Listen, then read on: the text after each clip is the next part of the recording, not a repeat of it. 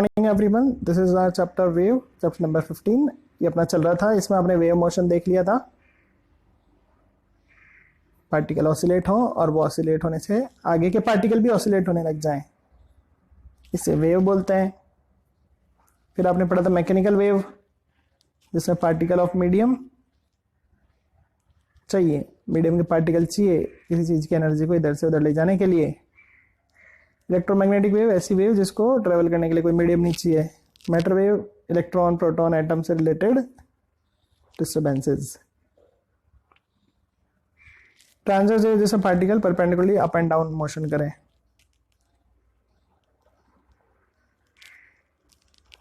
Longitudinal wave जैसे particle compress relax होते हैं, इसे लॉन्गिट्यूडनल कहते हैं।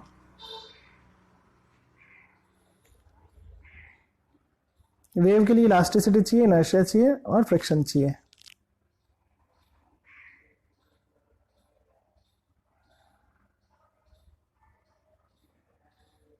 ट्रांसवर्स वेव सॉलिड में, स्ट्रिंग में और लिक्विड की सरफेस पे ट्रेवल कर लेती है।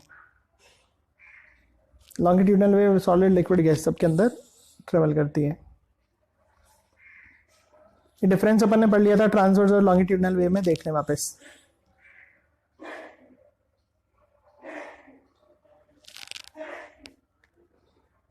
कुछ डेफिनेशन देखी थी। एम्पलीट्यूड, मैक्सिमम डिस्प्लेसमेंट, एक ऑसिलेशन में लगा, एक का वेव आने में लगा समय, number of waves per unit time, frequency, angular frequency, angle में चेंज होने की रेट, वेवलेंथ, पार्टिकल एक बार कंप्लीट अप एंड डाउन आ जाए वेव के दौरान तो उससे जितना दूर तक डिस्टर्बेंस ट्रेवल कर जाता है उस डिस्टेंस को वेवलेंथ बोलते हैं। वेव नंबर, यूनिट डिस्टेंस पे कितनी वेव्स है। एंगुलर वेव नंबर,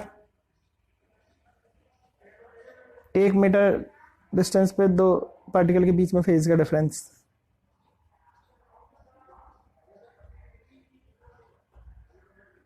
वेलोसिटी या phase velocity, distance travelled by wave per unit time. v equals to nu lambda, ये पढ़ चुके हैं। ट्रांसवर्स वेव की स्पीड स्ट्रिंग में क्या होगी, under root tension by mass per unit length. Solid block में कितनी होगी, under root shear modulus by density. Longitudinal wave की स्पीड लिक्विड और गैस में क्या होगी, under root bulk modulus by density. Solid block में कितनी होगी, बड़े सॉलिड में कितनी होगी, under root bulk modulus by density तो है ही, प्लस 4/3 शेयर मॉडुलस भी आएगा इसमें। सॉलिड रॉड में कितना होगा, under root gamma Young modulus by density. ठीक है। न्यूटन ने क्या फॉर्मूला बताया था कि वेलोसिटी बल्क मॉडुलस और डेंसिटी पे डिपेंड करती है, लेकिन बल्क मॉडुलस निकाल रहे हैं तो आइसोथर्मल प्रोसेस हो रहा है, तो इसके लिए PV constant, PdV plus VdP बराबर 0, या पीडीवी बराबर माइनस वीडीपी, या P equals to minus VdP by dV. मतलब बल्क मॉडुलस प्रेशर के बराबर आ रहा है, तो न्यूटन ने बोला velocity under root pressure by density. लेकिन जब डाटाज रखे गए 180 m डेंसिटी रखी गई ड्राई एयर की 1.293, तो आंसर 280 आ रहा था, जो कि एक्सपेरिमेंटल वैल्यू से अलग है। तो ये लाप्लास नाम का वैज्ञानिक ने बोला कि एयर पुअर कंडक्टर हीट का, तो वहां पर आइसोथर्मल प्रोसेस नहीं होता, एडियाबैटिक होता है। तो एडियाबैटिक के लिए पीवी बाय और गामा कांस्टेंट होता है, इसका डिफरेंशिएशन करेंगे तो गामा पी अपन को मिलेगा dP by dV by V, bulk modulus के बराबर।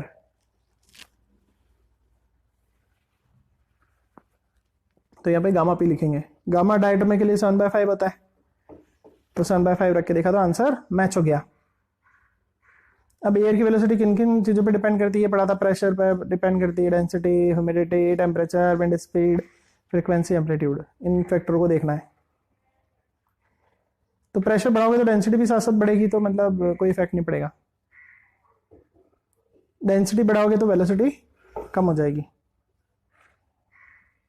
ज़्यादा डेंसर गैस में वेलोसिटी कम रहती है।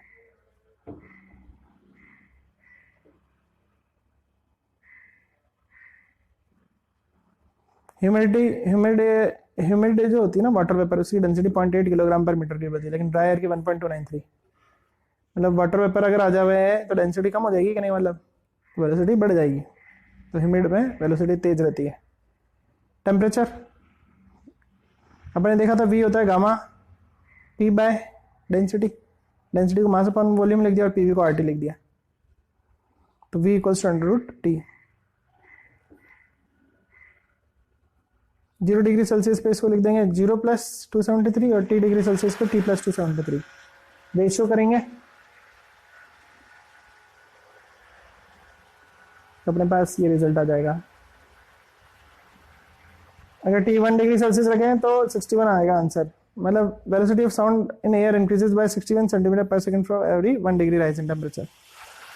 विंड अगर सेम डायरेक्शन में आई तो विंड की वेलोसिटी भी ऐड हो जाएगी। फ्रीक्वेंसी और एम्पलीट्यूड पे कोई रिलेशन नहीं है। Progressive wave y equals to a sin omega t, ये तो x बराबर 0 पर आता था, ठीक है। अब पोजीशन x पर y देखना है तो a sin omega t minus five. Starting और इस पोजीशन में फेज डिफरेंस है फाई का। लैम्बडा दूरी पर 2 पाई का फेज डिफरेंस होता है, तो x दूरी पर कितना होगा phase difference, 2 pi by lambda into x. तो फाई को 2 pi by lambda into x लिख सकते हैं। 2 पाई बाय लैम्बडा को k बोलते हैं kx। तो ये हो गया प्रोग्रेसिव वेव के इक्वेशन। इसी में k की वैल्यू रख सकते हैं और कुछ नए आंसर्स निकाल सकते हैं, ठीक है। इसके बाद अपने फेज ऑफ वेव पढ़ा था। फेज ऑफ वेव ये omega t minus k x plus phi not को कहते हैं। इसका डिफरेंशिएशन करते हैं तो फेज चेंज विद टाइम करें तो ओमेगा आ जाएगा, फेज चेंज विद पोजीशन करें माइनस के आ जाएगा। पार्टिकल वेलोसिटी निकालनी है तो ये डिफरेंशिएशन कर दो y का। एक्सेलरेशन तो वेलोसिटी का डिफरेंशिएशन। वेव वेलोसिटी ये omega t minus k x constant है, इसका डिफरेंशिएशन करें तो omega minus k d x by d t equals to 0, d x by d t omega by k. तो wave velocity को अपन क्या बोल सकते हैं, ओमेगा बाई के, या v equals to lambda. Superposition का प्रिंसिपल क्या पढ़ा था, अगर बहुत सारी वेव आपस में मिक्स हो जाए तो सबका टोटल डिस्प्लेसमेंट ऐड हो जाएगा, एल्जेब्रिक सम। अगर क्रस्ट पे क्रस्ट आ रहा है तो एम्पलीट्यूड बढ़ जाएगा, क्रस्ट पे ट्रो आ रहा है तो एम्पलीट्यूड घट जाएगा, 0 भी हो सकता है। स्टेशनरी वेव ऐसी वेव जिसमें कोई कुछ पॉइंट्स होंगे जो कभी भी ऑसिलेट नहीं कर रहे, उन्हें बोलते हैं नोड्स, और जो मैक्सिमम ऑसिलेट कर रहे हैं उन्हें एंटी नोड। दो अपोजिट साइड से वेव आती है तब ऐसा स्टेशनरी वेव का फॉर्मेशन हो जाता है, जैसा कि आपको t बराबर t/4 पर दिख रहा है,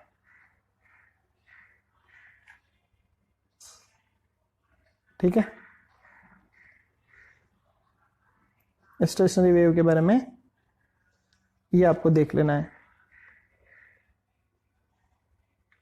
रीड कर लीजिए पॉइंट जो अभी बताए हैं।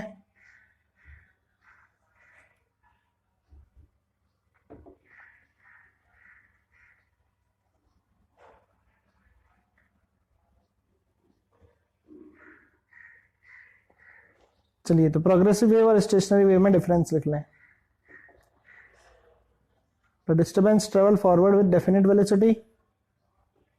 The disturbance remain confined to a region where it is produced.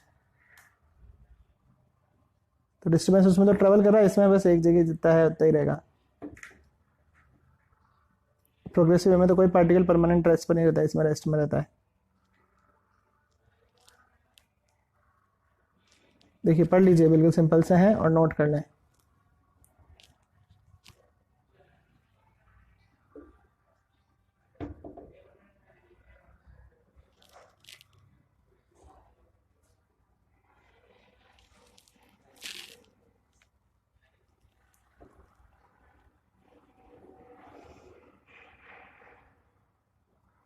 चलिए अब देख रहे हैं बीट्स। बीट्स क्या होते हैं, जैसे जब थोड़ी थोड़ी स्लाइटली डिफरेंट फ्रीक्वेंसी की वेव्स आपस में मिक्सअप होती है तो अपन को कभी एम्पलीट्यूड हाई दिखता है, कहीं पे लो दिखता है, ऐसा कुछ हो रहा है। देखिए डायग्राम से आप ग्राफ से सीख लें, इसे बीटिंग बोलते हैं। दो वेव सुपरपोज हुए, स्लाइटली डिफरेंट उनकी फ्रीक्वेंसी है, तो अपन को जो साउंड सुनाई देगी उसमें इस तरह का नेचर दिखेगा।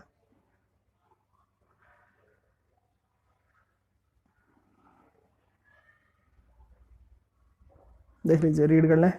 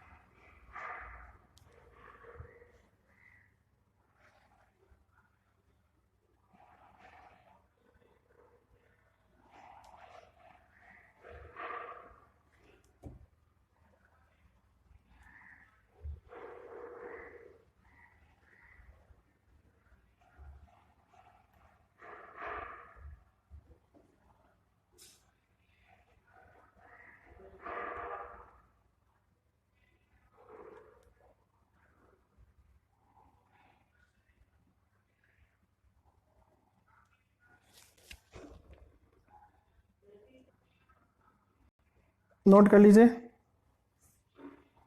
अब ये मैथमेटिकल रिलेशन है जो अपन पहले भी देख चुके हैं, इक्वेशंस। ओमेगा को 2π/t, 1/t को फ्रीक्वेंसी, और बीट में सुपरपोज कर रहे हैं दो वेव्स को, ऐड कर दिया, आंसर आ गया। देख लें, नोट कर लीजिए अपनी कॉपी के अंदर।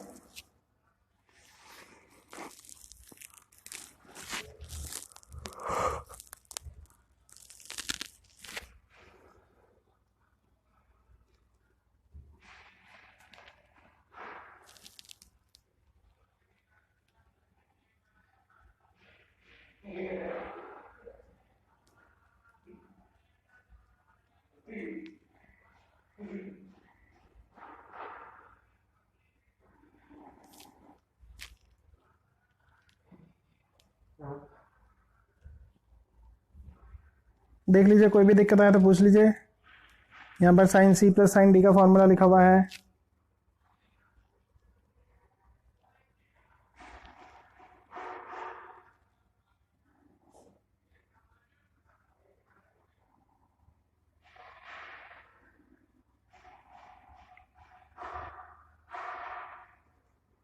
देख लीजिए अच्छे से, ऑसिलेशन जैसे ही पूरा यहाँ पर कर रखा है, डेरिवेशंस।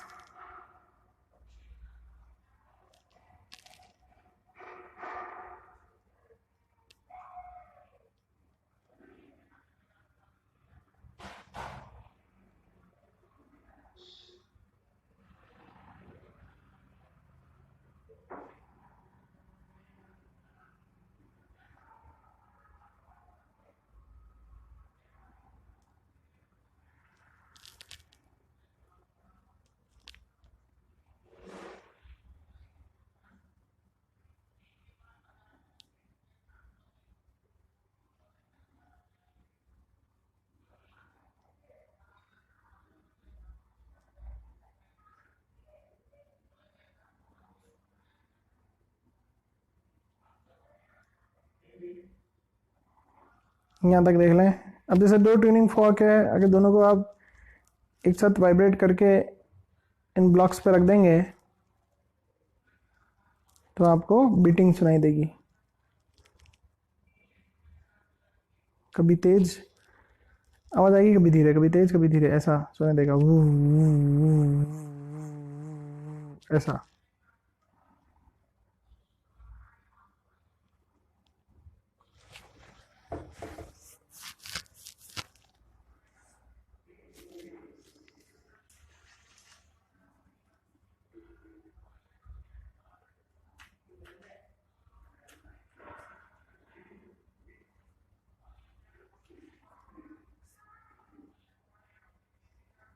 तो लेटेस्ट 2020-21 सिलेबस में जो जो टॉपिक थे सारे कवर करा दिए गए हैं।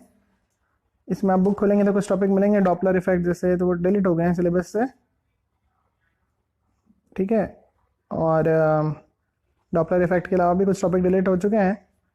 तो जो जो सिलेबस में सब चीज़ें यहाँ पर बताई जा रही है, सब चीज़ें बता दी गई है, ठीक है। तो अब शुरुआत से एक बार फिर से रिवाइज कर लेते हैं।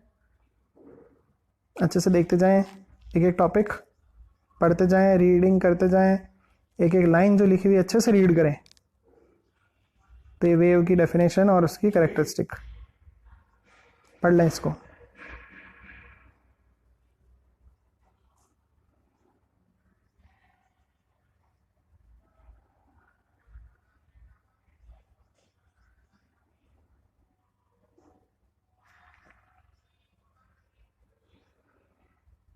देख लीजिए अच्छे से, वेव मोशन की डेफिनेशन लिखी हुई है, वेव की कैरेक्टरिस्टिक लिखी हुई है, ये 5 पॉइंट्स लिखे हुए हैं। वीडियो को पॉज कर लें और फिर इनको पढ़ लें एक बार, अपनी कॉपी के अंदर सेल्फ नोट्स बना लें ये।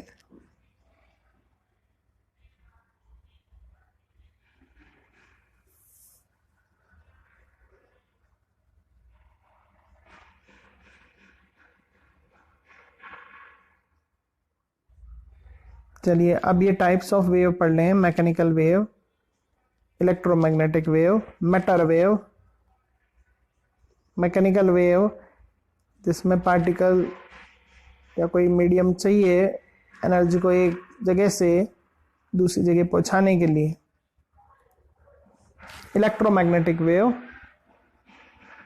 जिसमें कोई मीडियम की जरूरत नहीं है। मैटर वेव,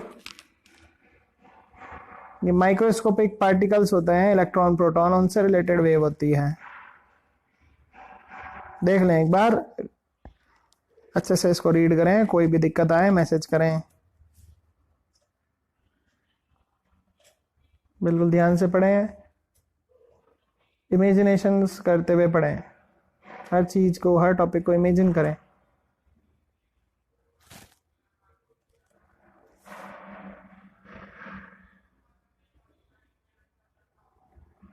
देख लीजिए अच्छे से। अब 2 तरह की वेव आपने पढ़ी, ट्रांसवर्स वेव, लॉन्गिट्यूडनल वेव। ऐसी वेव जिसमें particle of medium perpendicularly up and down motion कर रहे हैं प्रोपोगेशन के, जैसे पानी के अंदर की वेव, रस्सी के अंदर की वेव, पार्टिकल जो हो रहे हैं perpendicularly up and down motion कर रहे हैं, इस वेव को ट्रांसवर्स वेव बोलते हैं। रीड कर लें इसमें जो लिखा हुआ है।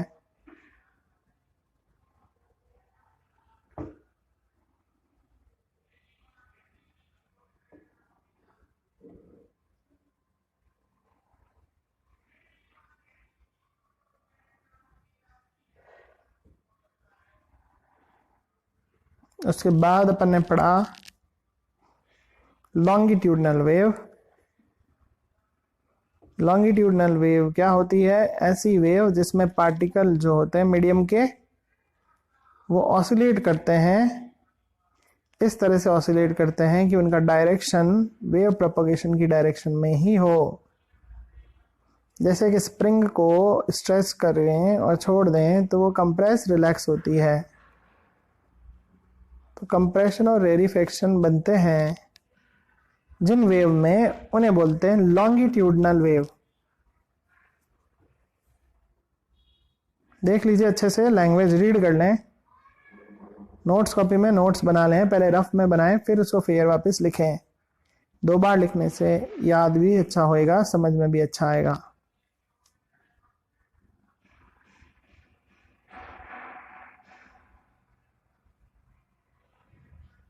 इसके बाद है इसेंशियल प्रॉपर्टी, इलास्टिसिटी होती है मैकेनिकल वेव्स में, इनर्शिया होता है और फ्रिक्शन भी होता है पार्टिकल्स के बीच में।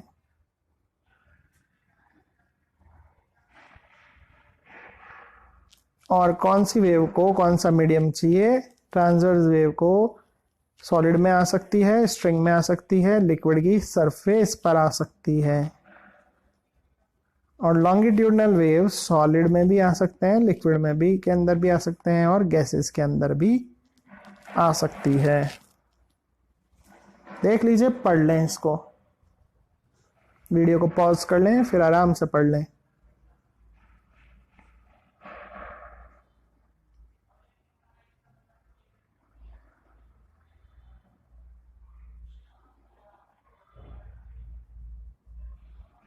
इसके बाद ट्रांसवर्स और लॉन्गिट्यूडनल वेव में डिफरेंस देखे थे। ट्रांसवर्स वेव में वाइब्रेशन जो होते हैं पार्टिकल के वो परपेंडिकुलरली अप एंड डाउन होते हैं, जबकि लॉन्गिट्यूडनल में पार्टिकल जो होते हैं मीडियम के उनका जो कंप्रेशन है रेफ्लेक्शन है वो पैरेलल होता है प्रोपगेशन के।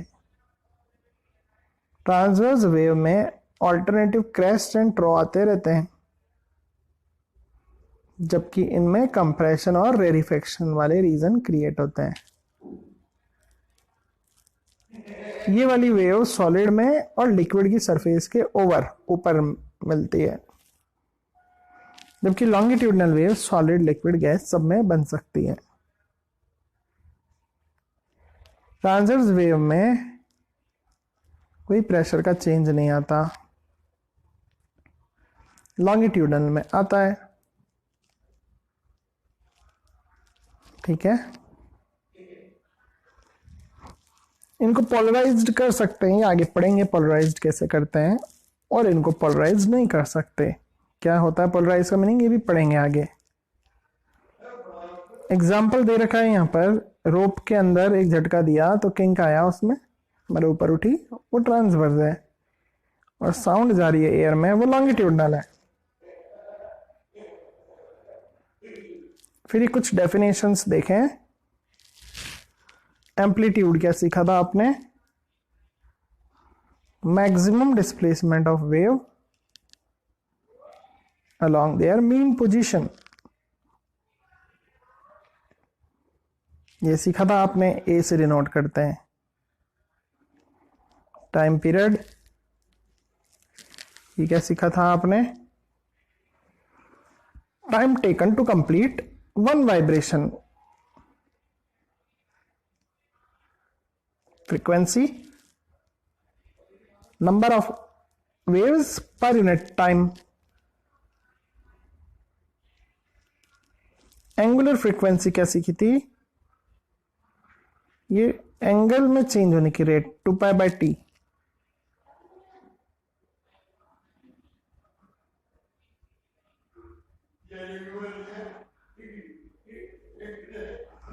देख लीजिए, इतना इतना आपको करना है, लिखना है, अच्छे से नोट्स बनाने हैं। एम्पलीट्यूड क्या होता है, टाइम पीरियड क्या होता है, फ्रीक्वेंसी क्या होती है, एंगुलर फ्रीक्वेंसी क्या होती है, ये सब अच्छे से आपको पढ़ना है।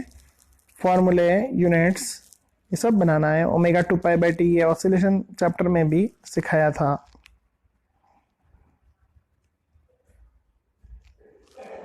वेवलेंथ, वेवलेंथ क्या होती है? Distance travelled by wave per unit time, इसे वेवलेंथ बोलते हैं।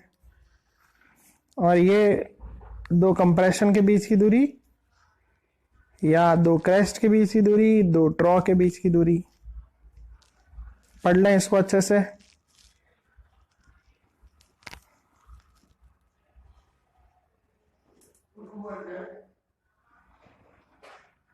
देख लीजिए अच्छे से।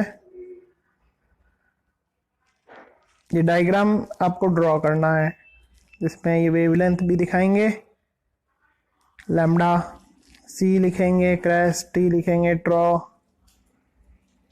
और ये दूसरी कंप्रेशन, रेरिफेक्शन, ये भी बताना पड़ता है।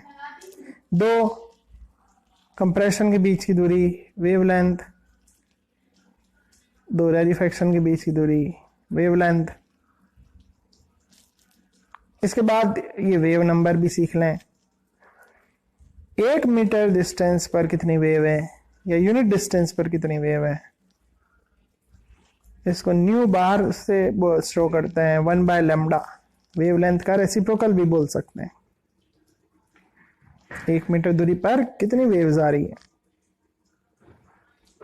एंगुलर वेव नंबर क्या चीज होती है भाई? एंगुलर वेव नंबर का मतलब, या प्रोपोगेशन कांस्टेंट का मतलब, 1 मीटर डिस्टेंस पर जो दो पार्टिकल हैं उनमें कितना फेज डिफरेंस है।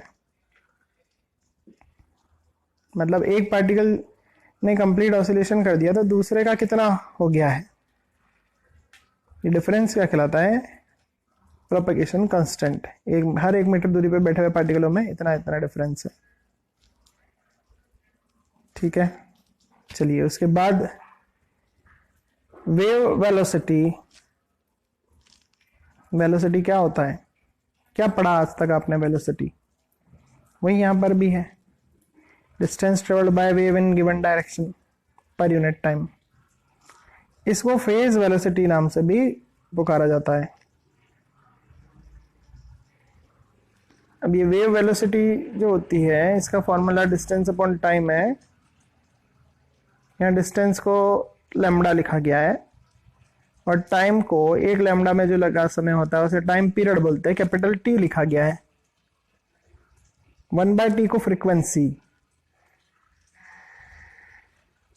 तो wave velocity equals to frequency into wavelength, v equals to nu lambda. 9th class में भी आपने ये फॉर्मूला सीख रखा है। अब है speed of transverse wave in stretched string. जैसे मान लीजिए वायलिन का तार है तो स्ट्रिंग हो गई, उसमें ट्रांसवर्स वेव की स्पीड का क्या फॉर्मूला होगा? तो ध्यान रखना कि वेलोसिटी टेंशन पे कितना खींच रखा है उस पे और उसके मास पर यूनिट लेंथ पे निर्भर करती है। तो under root T by mass per unit length. Dimension formula अगर देखें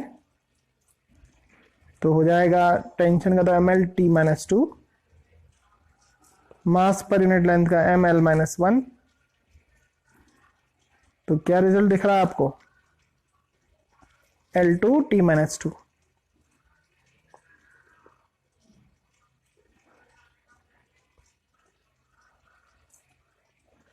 अब सॉलिड के अंदर देखेंगे ट्रांसवर्स वेव, उनके अंदर दो फैक्टर पे डिपेंड कर रही है। किस पे? डेंसिटी पर डिपेंड कर रही है और शेयर मॉडुलस पे। तो v equals to under root shear modulus by density. Shear modulus इसकी डायमेंशन क्या होती है? ml-1T-2। और डेंसिटी की क्या होती है? ml-3। तो दोनों को सॉल्व जब आप करेंगे तो क्या दिख रहा है आपको, क्या आएगा? L2T-2 आएगा। ठीक है, अब स्पीड ऑफ लॉन्गिट्यूडनल वेव की बात कर लेते हैं, लिक्विड में और गैस में। तो देखिए लिक्विड और गैस में क्या है, under root bulk modulus by density.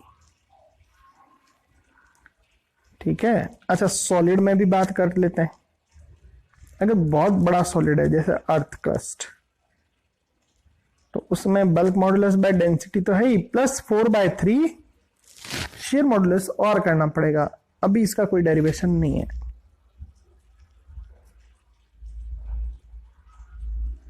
अच्छा सॉलिड रॉड में क्या होगा? Under root of Young modulus by density. यहां तक आपने सीख लिया है। इसके बाद न्यूटन का फॉर्मूला होता है speed of sound in gas के लिए।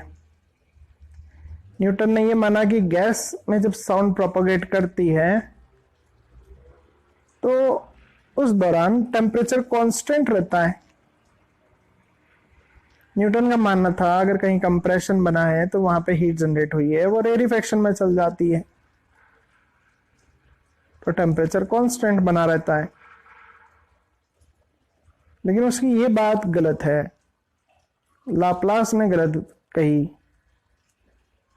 क्योंकि एयर क्या है? एक बेड कंडक्टर है हीट का। तो कंप्रेशन की हीट रेरिफेक्शन में नहीं जाती है। जो प्रोसेस है propagation of sound in air वो एडियाबेटिक है, और प्रूव भी करके बताया इसको। एक्सपेरिमेंटल डाटा से प्रूव वाला डाटा मैथमेटिकल डाटा मैच भी हो गया। तो ये पूरा एक डेरिवेशन करा हुआ है, इसको अच्छे से देख लें आप। अब ये पूरा चैप्टर आप अच्छे से एक बार देख लें, अपने नोट्स बना लें। Good bye.